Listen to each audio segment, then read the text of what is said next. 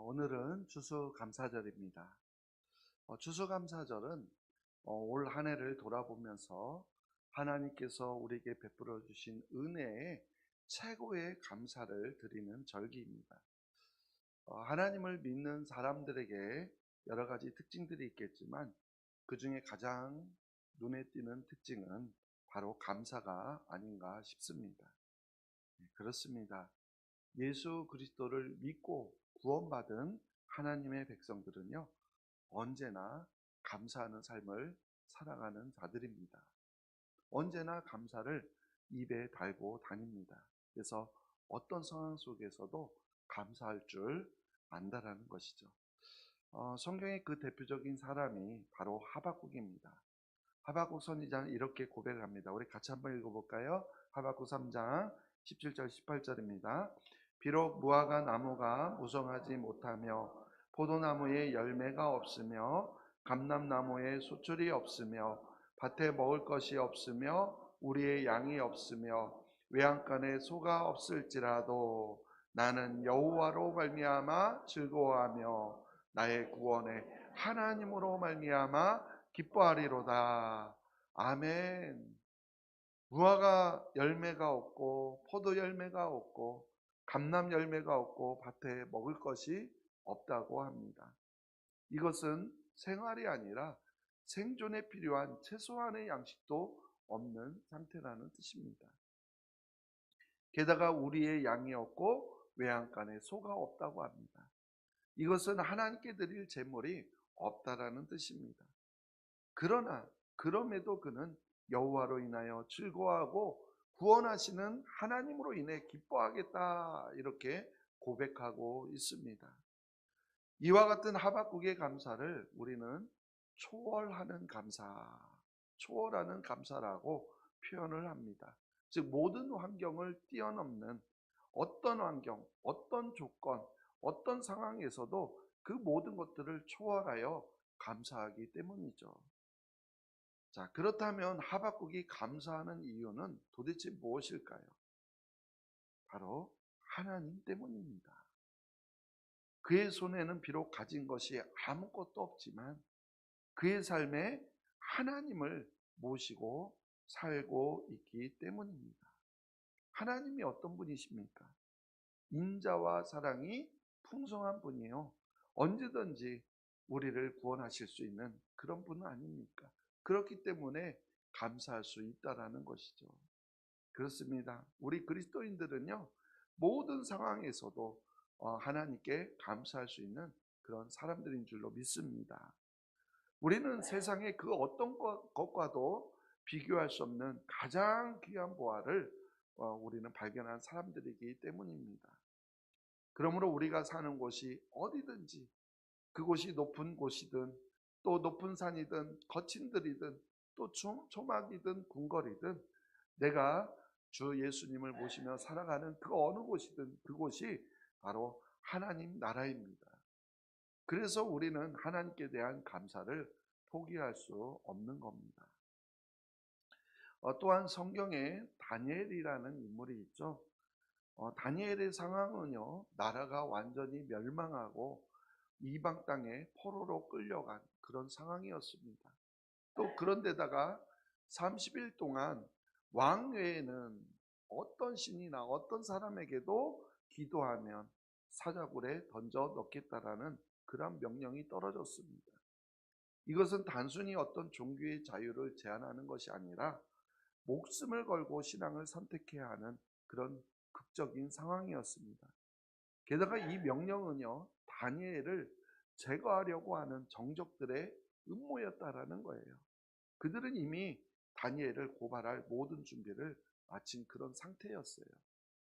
그러나 그때 다니엘은 전에 하던 대로 하루 3번씩 하나님께 기도하며 감사를 합니다. 우리 다니엘 6장 10절 말씀 같이 읽어볼게요. 다니엘이 이 조서에 왕의 도장이 찍힌 것을 알고도 자기 집에 돌아가서는 윗방에 올라가 예루살렘을 향해 창문을 열고 전에 하던 대로 하루 3번씩 무릎을 꿇고 기도하며 그의 하나님께 감사였더라. 아멘. 이와 같은 다니엘의 감사를 우리는 변함없는 감사다. 변함없는 감사라고 표현합니다. 즉 상황이 바뀌어도 흔들리지 않는, 즉 어떠한 위협이 와도 또 어떤 압박이 가해져도 그것에 굴복하지 않고 일관되게 변함없이 감사하기 때문입니다. 자, 그렇다면 다니엘이 그렇게 자신의 삶에 위험한 그런 상황이 닥쳤음에도 불구하고 감사를 포기하지 않는 이유는 도대체 무엇일까요? 마찬가지로 하나님 때문입니다. 지금까지 자신을 지키시고 인도하신 하나님을 믿기 때문에, 하나님의 신실하신 약속을 믿기 때문이었습니다. 그렇습니다. 하나님의 약속을 지키시는, 하나님은 약속을 지키시는 신실한 분이시요, 그래서 하나님의 백성들을 끝까지 보호하시고 구원하시는 하나님이십니다. 그렇기 때문에 우리는 변함없이 하나님 앞에 감사할 수 있는 겁니다. 또 한 사람은 바로 욥입니다. 욥은요, 하루아침에 7 아들과 3딸, 양 7,000마리, 낙타 3,000마리, 소 500결이, 암낙이 500마리, 또 많은 종들까지 모든 것을 다 잃어버렸습니다. 남은 것이 하나도 없었어요. 이건 단순히 재산을 잃은 것이 아니라 생존의 기반 자체가 완전히 무너진 그런 상태였습니다. 게다가 자신의 몸에는 발바닥에서 정수리까지 종기로 뒤덮였습니다. 아내마저 하나님을 욕하고 죽으라 하면서 등을 돌렸고, 친구들은 그를 위로하기는커녕 정죄하며 상처를 더 남겼습니다. 그럼에도 불구하고 그는 여전히 하나님을 찬송한다라고 고백합니다. 우리 욥기 1장 21절 같이 읽어볼까요? 주신 이도 여호와시요 거두신 이도 여호와시오니 여호와의 이름이 찬송을 받으실지니이다 하고. 아멘. 우리는 이와 같은 욥의 감사를 인내하는 감사다 이렇게 표현합니다. 인내하는 감사. 시간이 흘러도 변하지 않는, 즉 어떤 시련이 와도 어떤 고통이 계속 우리의 삶 가운데 계속되어도 그것을 견디어내며 끝까지 포기하지 않고 인내하며 감사하기 때문입니다. 자, 그렇다면 욥이 감사를 포기하지 않는 이유는 도대체 무엇일까요? 마찬가지로 하나님 때문입니다. 그의 삶에 비록 도저히 이해할 수 없는 수많은 일들이 일어났지만 그럼에도 그 모든 일의 배후에는 바로 하나님이 계신다라는 것을 믿었기 때문입니다. 그렇습니다. 하나님은 우리의 모든 것을 주관하시는 분이시요, 그래서 때가 되면 반드시 응답하시고 회복시켜 주시는 하나님이십니다. 그렇기 때문에 우리는 끝까지 인내하며 하나님께 감사할 수 있는 겁니다. 그렇습니다. 우리 그리스도인들은요, 어떤 시련이 와도 어떤 고통이 와도 우리 하나님께 대한 감사를 포기하지 않는 사람들이에요. 여러분 그렇지 않습니까? 우리는요, 세상의 그 어떤 고난보다도 크신, 그 어떤 문제보다도 크신 하나님을 믿는 사람들 아닙니까? 그렇기 때문에 우리가 겪는 시련이 어떤 것이든, 또 질병이든 가난이든 외로움이든 실패든 모든 것들이 다 하나님 주권 아래에 있다라는 것을 우리가 믿는다면 우리는 그 상황 속에서 감사할 수 있는 줄로 믿습니다. 그래서 하나님에 대한 감사를 끝까지 포기하지 않고 감사하며 나가는 우리 모두가 되기를 소망합니다. 그리고 보면 우리 그리스도인들의 감사는 물이 고이기를 기다렸다가 물이 좀 고이면 그걸 힘겹게 퍼내야 하는 그런 우물과 같은 그런 감사가 아니라는 거예요. 하박국처럼 모든 환경을 뛰어넘는, 어떤 환경, 어떤 조건, 어떤 상황 속에서도 그거를 초월하는 감사라는 겁니다. 다니엘처럼 상황이 바뀌어도 흔들리지 않는, 어떤 위험이 와도 어떤 압박이 가해져도 그것에 굴복하지 않고 변함없이 일관되게 감사하는 겁니다. 욥처럼 시간이 흘러도 변하지 않는, 어떤 시련이 와도 어떤 고통이 계속되어도 그것을 끝까지 견디고 인내하며 포기하지 않는 감사이기 때문입니다.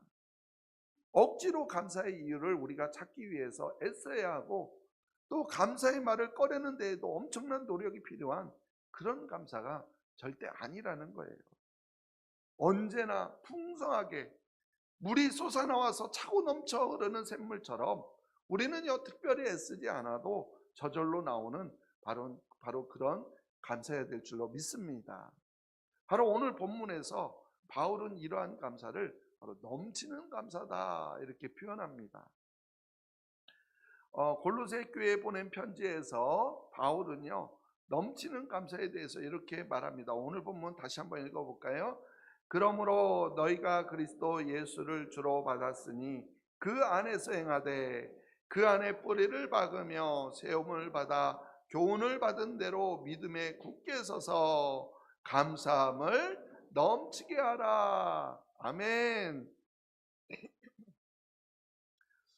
감사함을 넘치게 하라. 여러분, 감사가 넘치십니까? 우리 김서훈 권사님, 감사 넘치시기 바랍니다. 네, 모두 다 감사 넘치시기 바랍니다.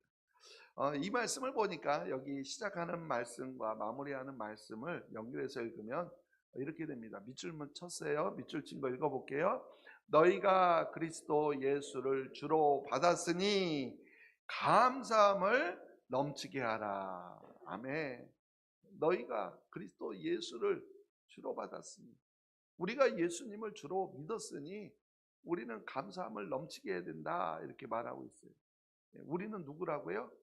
예수님을 주님으로 받아들인 사람들이에요. 예수님을 그리스도로 믿는 사람들이에요. 그렇다면 우리에게는 뭐가 자연스럽게 흘러나와야 될까요? 감사가 나와야 돼요. 그냥 나오는 정도가 아니라 어떻게 나와야 된다고요? 흘러넘치도록 나와야 되는 거예요. 컵에 물을 계속해서 부으면 그 컵에 물이 차고 계속 넘쳐 흐르듯이 우리에게도 감사가 그렇게 흘러 넘쳐야 한다라는 겁니다. 실제로 우리 성도님들 가운데에도 이렇게 자동으로 감사가 나오는 그러한 사람들이 있죠. 무슨 일을 만나더라도 가장 먼저 감사하는 사람이 있어요. 그런 사람들 보면은 좋은 일이 있을 때만 감사하던가요? 아니에요. 병들어도 감사하고, 또 여러 가지 어려운 일 당해도, 또 시험에서 떨어져도, 병이 들어도, 사업에 실패해도, 심지어 죽음 앞에서도 감사하는 모습을 보게 됩니다. 바로 이것이 감사함이 넘치는 그런 모습이라는 거예요. 그리고 바울이 바로 그런 사람이었어요. 바울은요, 억울한 옥살이 일을 하면서도요, 감사한 그 모든 것들을 감사한 일로 받아들였습니다. 근데 이것은요, 믿음이 아주 좋은 사람들, 위대한 신앙인들만 할 수 있는 일이 아니라는 거예요. 오늘 본문 말씀 보시면 아시지 않습니까? 바울이 골로새 교회 바로 성도들에게 너희도 감사함을 넘치게 하라 이렇게 지금 권면하고 있는 거예요. 그러니까 그들에게도, 우리에게도 감사가 넘치는 삶이 얼마든지 가능하다라는 겁니다. 그럼 어떻게 해야 우리의 삶에 감사가 넘칠 수 있을까요? 오늘 본문에 보면은 우리는 감사가 넘치는 삶의 세 가지 비결을 우리가 발견할 수가 있습니다. 그 첫 번째가 뭐냐면은 주 안에 뿌리를 내리는 거예요.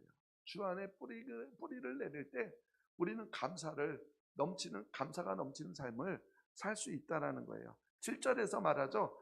그 안에 뿌리를 뭐하며?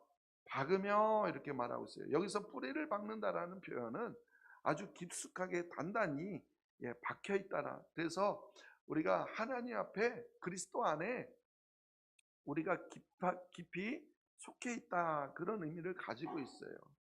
그리스도 안에, 주님 안에 우리가 깊이 뿌리를 내리고, 그래서 그분 위에 굳건히 세워진 사람들은요, 감사가 넘치는 삶을 살 수 있다는 거예요. 그런 사람들은 마치 반석 위에 세운 집 같아서 어떤 광풍이 불어도 절대 끄떡이지 않는다라는 겁니다. 그런데요, 교회를 다니면서 신앙생활을 한다고 해서 모두 주님 안에 뿌리를 깊게 내리고 있는 것은 아니다라는 것이죠. 더러는요, 환경에 뿌리를 내리기도 하고요. 또 더러는요, 사람에게 뿌리를 내리기도 합니다. 그러면은 우리의 감사는 풍성이 넘치지 못해요. 일시적일 수밖에 없어요. 그러나 우리가 그리스도 안에 깊이 뿌리를 내리며 우리 신앙의 뿌리, 믿음의 뿌리를 그리스도 안에 깊이 내리게 되면, 그렇게 그리고 살아가면 우리의 감사는 풍성하게 넘치는 감사가 될 줄로 믿습니다. 하나님이 주시는 은혜로부터 우리의 감사가 흘러나오게 되는 거예요. 그래서 우리는 어떤 경우에도 기쁨과 감사를 잃어버리지 않게 되는 겁니다. 자, 감사가 넘치는 삶 두 번째 비결은요, 주 안에서 세워지는 거예요. 세워지는 거. 예, 계속 7절에서 말하죠. 세움을 받아, 이렇게 말하고 있죠. 세움을 받는다. 깊게 뿌리를 내린 나무가요, 어떻게 해야 합니까? 잘 성장하고 자라나잖아요. 마찬가지 우리의 신앙도 그리스도 안에 있을 때 잘 세워진다라는 거예요. 깊이 먼저 뿌리를 내리면 우리는 기둥처럼 잘 세워질 수 있다라는 것이죠. 그런데 마찬가지 신앙생활을 아무리 오래 해도 믿음이 잘 세워지지 않는 사람들이 있어요. 그 사람들 왜 그럴까요? 그것은 바로 그리스도 안에 뿌리를 깊이 내리지 않았기 때문에 그렇습니다. 여기에서 이 세워진다라는 것은요, 우리가 배우고 들은 말씀으로 인격과 믿음을 형성하고 강화해 간다라는 의미예요. 그러니까 더욱더 예수님의 성품과 인격을 닮아가는 것을 말하는 거예요. 우리가 우리의 믿음이, 우리의 신앙이 그리스도 안에 깊게 뿌리를 내리게 되면 우리는 그리스도의 성품, 인격을 닮아가게 되어 있습니다.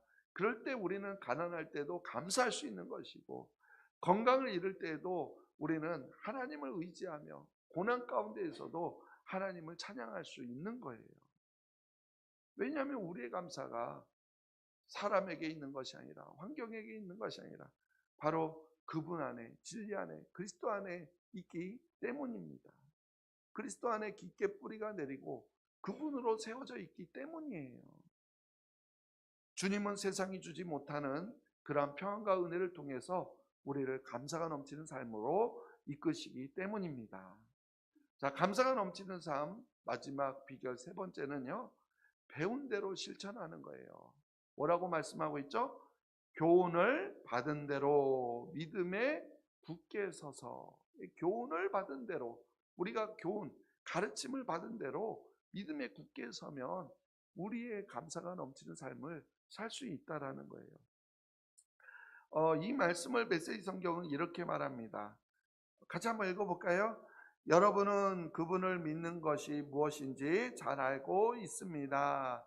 그러니 이제 가르침 받은 대로 행하십시오. 수업은 끝났습니다. 배우는 일은 그만두고 배운 대로 사십시오.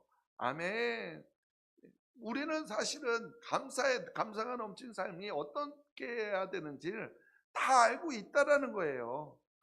그러니까 수업이 이미 다 끝났습니다. 다 배웠다라는 거예요. 그러니까 이제 더 이상 배운 일에만 집중하지 말고 이제는 배운 대로 어떻게 하라고요?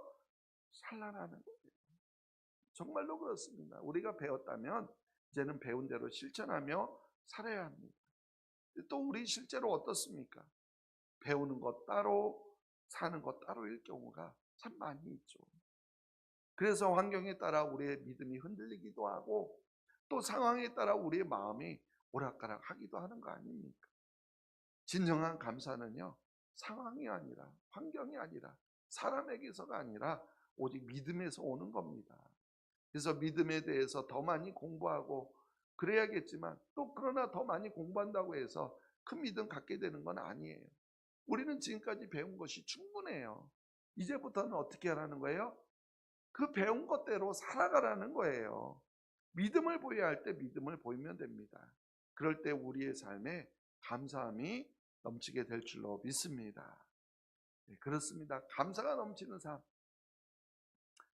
네, 결국 우리가 주 안에 뿌리를 내리고, 그리고 주 안에서 우리가 세워져 가고 그리고 우리가 배운 대로 실천하며 살아갈 때 그때 거두게 되는 바로 은혜의 열매가 감사가 넘치는 삶입니다. 그러므로 우리가 감사할 이유를 찾을 수 없을 때에도 바로 하나님께서 우리와 함께 하시고 우리를 돌보심을 기억하며 감사가 흘러넘치도록 해야 합니다. 믿음의 사람들은요, 어떤 상황에서도 결코 감사를 잃어버리지 않습니다. 그러므로 우리가 하박국처럼 모든 환경을 뛰어넘는 어떤 조건, 어떤 상황, 어떤 환경에서도 그거를 초월하는 감사이기를 소망합니다. 다니엘처럼 상황이 바뀌어도 흔들리지 않는 어떤 위협, 어떤 압박이 가해져도 그것에 굴복하지 않고 일관되게 변함없는 그러한 감사이기를 소망합니다. 욥처럼 시간이 흘러도 변하지 않는 어떤 시련, 어떤 고통이 계속되어도 그 모든 것들을 견뎌내며 끝까지 포기하지 않는 인내하는 감사이기를 소망합니다. 그리고 이러한 감사들이 언제나 풍성하게 흘러넘쳐서 언제나 솟아나와서 차고 넘치는 그러한 샘물처럼 우리가 특별히 애쓰지 않아도 저절로 우리의 삶에 넘쳐나는 그러한 감사가 되기를 간절히 소망합니다. 사랑하는 성도 여러분, 우리가 나중에 감사하려고 하지 마세요.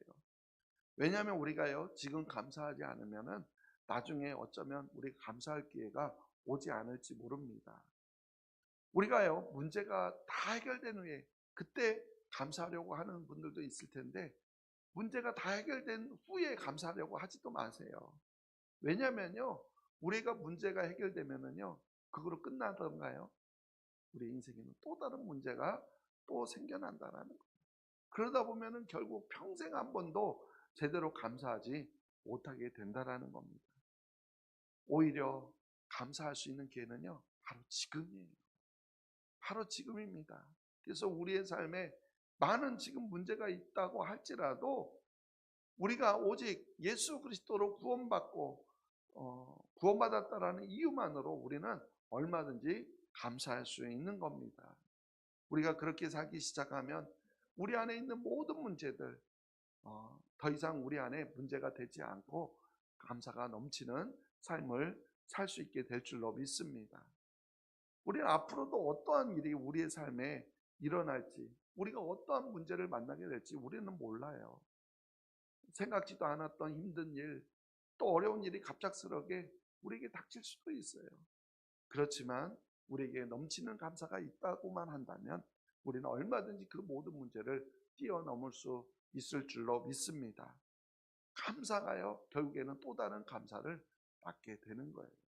그러니까 문제가 해결되고서 감사하려 하지 말고 문제가 있다 할지라도 지금 감사할 때 그 문제를 뛰어넘는 감사가 우리 안에 흘러넘치게 될 줄로 믿습니다. 그렇게 흘러넘치는 감사로 이 세상을 넉넉히 이기며 살아가는 우리 모두가 되시기를 간절히 주님의 이름으로 축원합니다. 아멘. 하나님 아버지 감사합니다. 하박국처럼 초월하는 감사가 있기를 소망합니다. 다니엘처럼 변함없는 감사가 우리 안에 있기를 소망합니다. 욥처럼 포기하지 아니하고 끝까지 감사할 수 있는 우리 모두가 되기를 원합니다. 그 감사를 나중에 감사하는 것이 아니라 바로 지금 어떤 문제가 있다 할지라도 우리 안에 이러한 감사가 있게 하여 주시고 그래서 그 감사가 풍성하게 넘치는 은혜로 열매를 맺게 하여 주시옵소서. 우리가 추수감사절 한 날만 감사하는 것이 아니라 1년 365일 모든 날이 우리가 감사가 넘치는 삶을 살아가길 원합니다. 하나님께서 우리를 구원하여 주신 것 그거 하나만으로도 우리는 세상의 그 누구보다도 행복한 사람이라는 것을 깨닫고 환경을 뛰어넘는 감사로 나가게 하여 주셔서 그 감사로 모든 문제를 뛰어넘는 하나님으로 인하여서 늘 승리하는 삶을 살아가는 우리 모두가 되게 도와주시옵소서. 다시 한번 우리의 모습 가운데 감사가 풍성하게 넘치기를 소망하오며 예수님의 이름으로 기도하옵나이다.